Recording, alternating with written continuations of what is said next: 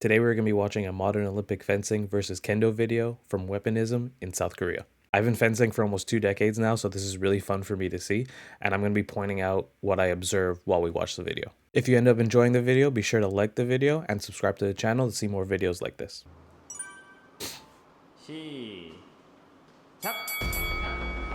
Alright, it begins. Oh, almost. Getting to know each other here. Ooh, missed on the lunge.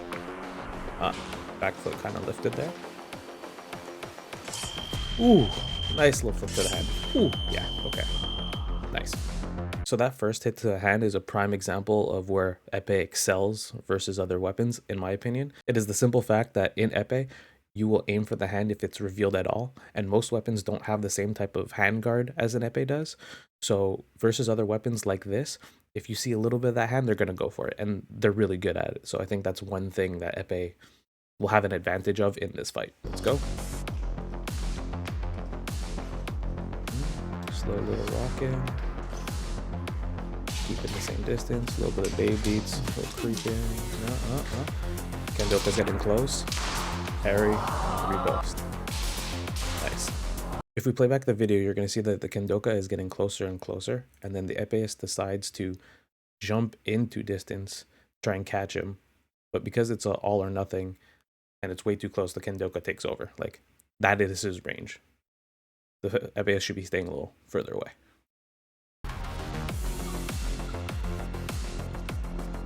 He's moving the blade a little more. Oh, he goes big lunge. Not a full lunge, full leg extension, but he just jumps into range there. Perfectly fine. Oh, Kendoka's closing distance, trying to take control. Epee is trying to catch him on the timing. A lot of blade work here. Oh, full extension, tries to catch, no.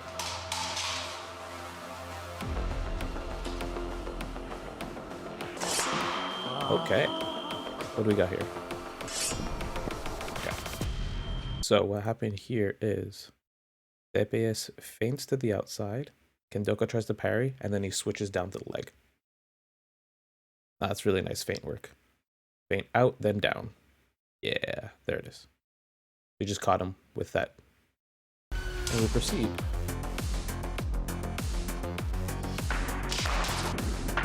Oh, very good. And Kendoka closed the distance, and then the Epee had nothing to do there because it was way too close for the point weapon, and then he just sealed it. Yeah, there was nothing to be done there. That was the Kendoka zone. Oh, he tried to stab him there.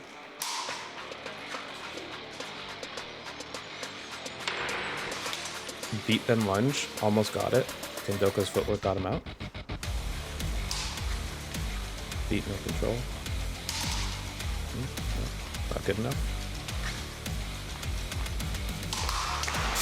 Ooh, flesh, but it missed.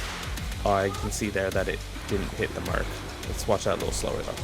So I think the fencer was going for the element of surprise here, because right before this flesh, he's not doing much footwork. He's kind of in place. He does a beat and then tries to flesh right out of there.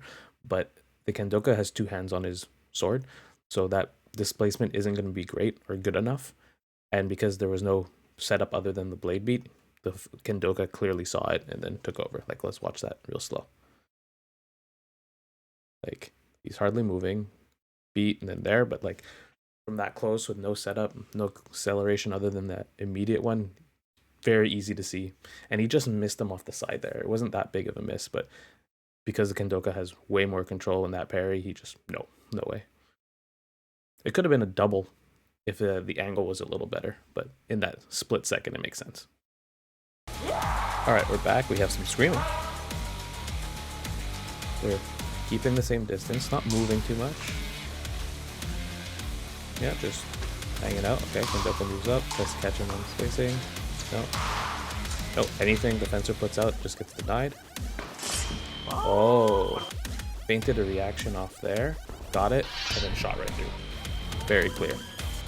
Yeah, nice.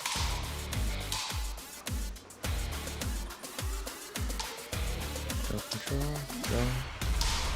Closing the distance and caught him. It was too close for him. At that range, no.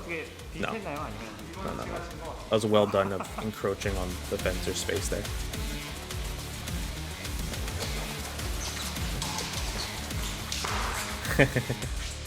Yeah, no. The Kendoka has to close the distance to get his hit, it seems. Fencer shows off what he needs distance. Oh.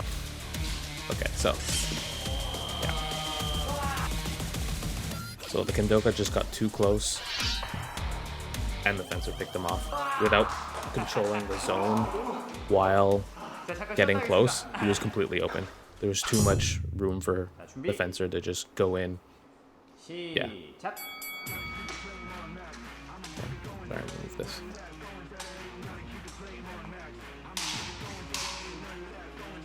Okay. Okay, so let's take a look at that lunge again. Here we are. There. Boom, boom. So if you see that attempt to get the hand when he falls off the pist, but he never fully extended his back leg. And with the range difference that he needed to get him, I think maybe with a fully extended leg, he might have been able to reach him or got the hand. But it's hard to tell. Plus, the Kendoka got a really good parry there. You can see how solid that is. You slow it down. Yeah, no. If anything, he should have went for the hand. Nice burst. Kendoka trying to take control of his blade here. So much light.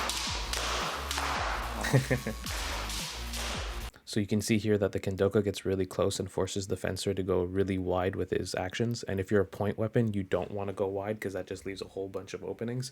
And it's perfect for the Kendoka because wide attacks are perfectly fine for them with slashes in this case. So you'll see like over here, Fencer has to cover a lot of range up close. But the Kendoka doesn't care. It's perfectly within his comfort zone. Yeah, he has to go super wide. He's going, and it just gets caught. And he couldn't keep up with this point. Almost got a lunge to the hand. Another thing to note about the lunge here is that his back foot is lifted during the lunge. So if we stop it here, is he knee bent and lifted? If it was a straight leg and grounded, he could have doubled over and done another lunge while the Kendoka is super wide here. Like he could have done another lunge and really surprised him, but this is what he had. He had to go back with that type of back foot. No, couldn't control there. Also, another thing I want to add in here is that the Fencer gets a little bit of an opening here, and it's wide open. The thing is, his back foot is elevated and straight-legged. If he had done that with grounded footwork, he could have followed up with a lunge right after. Like the opening's there. It's all available, but he has nothing in his leg that allows him to follow up. It's lifted. He's leaning forward rather than extension and using footwork to get in. If he used extension and footwork to get in, he could have launched an attack right after. Oh, he had the Kendoka had possession of the blade, but because it's a tip weapon, he just disengaged and went through. But I don't think he was expecting it. Failed lunge. Yeah. All right, let's slow this down. I'm noticing a pattern here, and is that he does lunges without full leg extension. So he gets in, he has full distance here, and then you see that is not the greatest option for a lunge. Maybe there's a reason for it. Maybe he likes to do shorter lunges and then be able to get out of them easier by having his knee bent. But for like a proper lunge, you're gonna want that full back leg extended. So let's watch that attempt again. Step goes. Yeah, he got parried right off the beginning as he went in. He's going in here and then nope. I think he had the right idea here, but I think he underestimated how good the parry ability of the Kendoka was going to be in this instance. Because one, there, he goes in. No. Boom. Hard denied. If he was further away and did a full leg extension, I don't think he would have got caught as easily. All right, next point. Let's go. Kendoka encroaching. Distance is okay.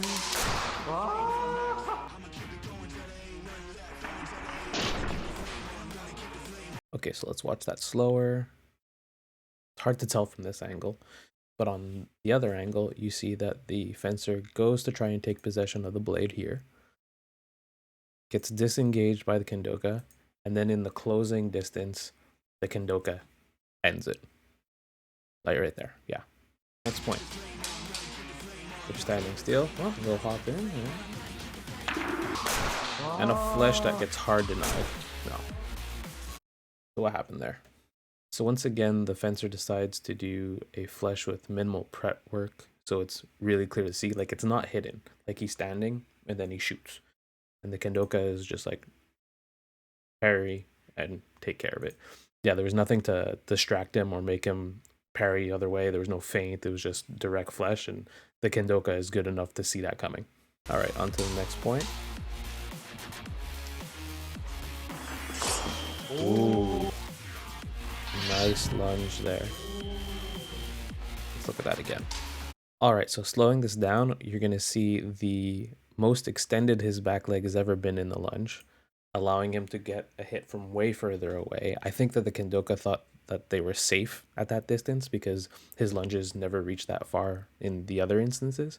So he caught him by surprise and just sniped him in the lower area there. Nice. Let's watch that again. Let's watch that again. Yeah. Yeah, I don't think he saw it coming. He was really calm there until the lunge came out. Like, not even an attempt to parry or anything. Next point.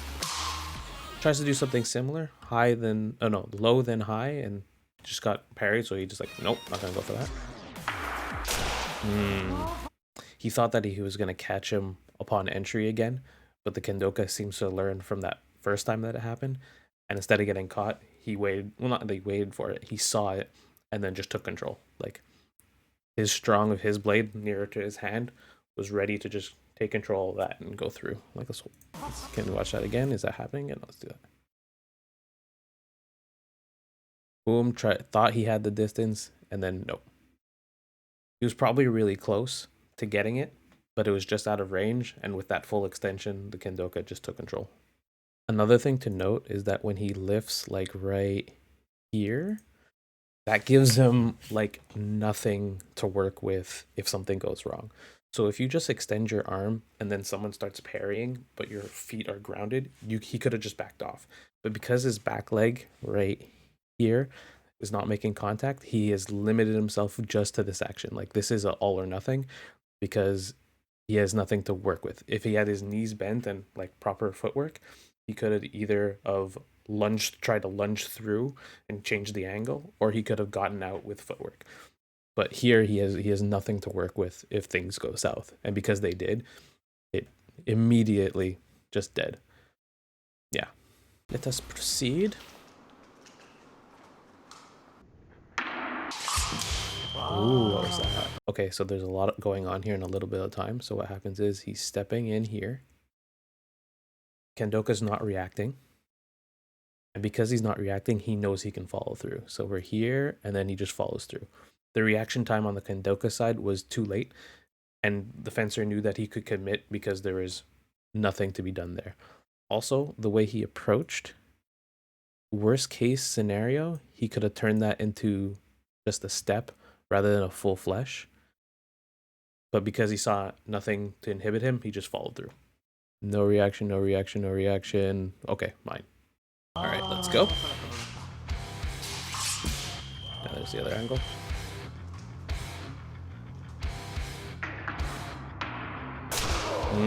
That's a full reversal of the situation here. Yeah. So in this case, the Kendoka makes blade contact and gets minimal reaction, so he knows he can come in. It's like the exact same thing. Here, nothing, nothing, nothing. Okay, I'm coming for you. And because of the closing of the distance, if the fencer didn't extend and catch him on the way in, at a certain point, it's advantage for the Kendoka and he takes control. Yeah, like he didn't get anything to tell him to stop. Here, no, nothing, nothing, oh, nothing, nothing. That's it, that's it. Okay, I'm in the strong on my blade here. The blade is here. His weak, his strong. He knows he can clear it on the way in, and he goes. Yeah. Is there anything from? Yeah, tap tap. No, yeah, he had power. Okay, now we have the last hit of the video. Right here. Blade beat. Hit. Okay. So the fencer does one beat. He gets a minimal reaction. The Kendoka isn't trying to come back or trying to disengage and go somewhere else. He's staying in place. And because of how fast this happens, that's enough information to tell the fencer that I got to go in again. He didn't need to do the second one, I think, but he felt more secure doing so. So he beat it again and then followed through right in. Yeah. I mean, it's first hit. Technically, they both got hit. So, I mean, yeah. That was a fun little match of Kendo versus fencing. Personally, it was really fun for me to watch. I love watching different sword styles interact and see how they work around each other's strengths and weaknesses. Let me know what you think about the fight in the comments down below, or if you think I missed anything. I don't have a lot of knowledge of Kendo technique, so if there's things that you can point out about what happened in this match that I couldn't see, I can only talk for the fencer. Please write it down. I'd love to see it and talk to you about it. So, like, subscribe, all that good stuff. I'm definitely going to do more of these as I find them. So, see you around.